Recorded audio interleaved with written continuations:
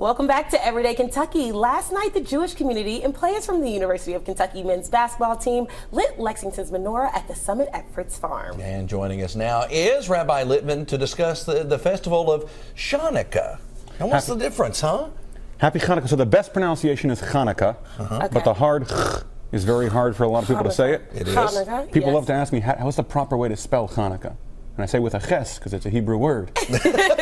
Once you're writing in English, you're a little off anyway, so I don't know if there's a wrong way to spell it. I think if you have a Q in it or an X, like you've messed it up already. Right. Yeah. But there's 1,000 different acceptable ways to spell Chanukah.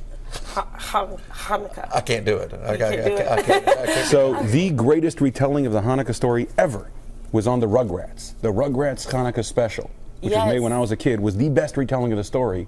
And I think the best pronunciation guide, Angelica, says it's called Chanukah. You have to when you say it. Hanukkah. Here we go. Perfect. Nailed Now we're it. getting it. Now we got it. So you did the menorah lighting last night. So tell us a little bit about the menorah and what the 8 days represent. So we've been doing menorah lightings all over Kentucky. I've been in West Virginia and Washington, D.C. in the last 3 days. The menorah is not only one of the basic symbols of Judaism, it's the world's oldest symbol of religious freedom. The Syrian Greeks were ruling one of the remnants of Alexander the Great's empire, and they believed the only way that you could rule a vast area is through conformity. If everyone believes the same thing, thinks the same thing, acts the same way, if we all look the same and dress the same, then we'll be united. They didn't believe there could be unity in diversity. So when they came to the land of Israel, they said the Jews had to live exactly the way they were living in Greece. And that completely went against the Jewish mindset. And so the Maccabees fought back. They said, we want the right to worship our God, to celebrate in our customs. And the menorah is the symbol of that. The menorah both symbolizes the miraculous victory of this small band of Jewish rebels over the Syrian Greek army. And it also celebrates that once they restored the temple, they built the menorah, and they didn't have any olive oil that was pure to use in the temple. So they lit a little remnant they found, and it lasted for 8 days till more oil could be found. And that miracle of the oil lasting, of both God joining with them in battle and making them successful, and joining with them in creating light, is the story of Hanukkah. That message of religious freedom is a uniquely American message. The Jewish community has lived just about everywhere. They still live just about everywhere. But that idea that we are stronger through diversity, that every light of the menorah is just as important, and that as the menorah branches out, we recognize it all comes back to the same center, that all light comes from the same place, and that everyone adding light benefits our entire community. It's a uniquely Jewish and uniquely American message.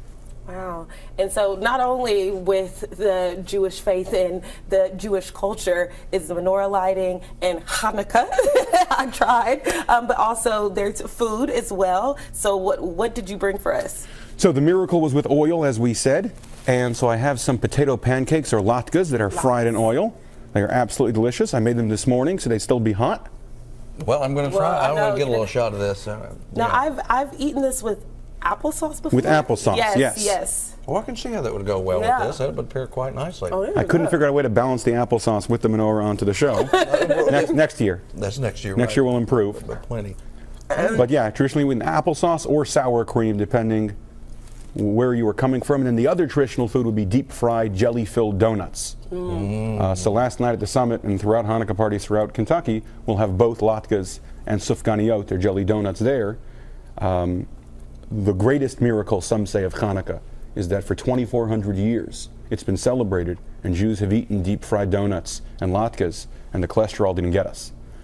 So perhaps the greatest threat in history is the food we eat. Indeed, it really is. If someone wants to learn more about the Jewish faith, what do you recommend they do? Call me. Call you. That's simple. Asking, I always think, is the best point of view. I always say that any question, no matter how out there, as long as asked from a place of wanting to learn, is always welcome. I've had a morning show host say that I'm a celebrity in Lexington. I'm pretty easy to find. Feel free to approach me on the street. My info is very easy to find. chabadofthebluegrass@gmail.com is my office email. It goes directly to me.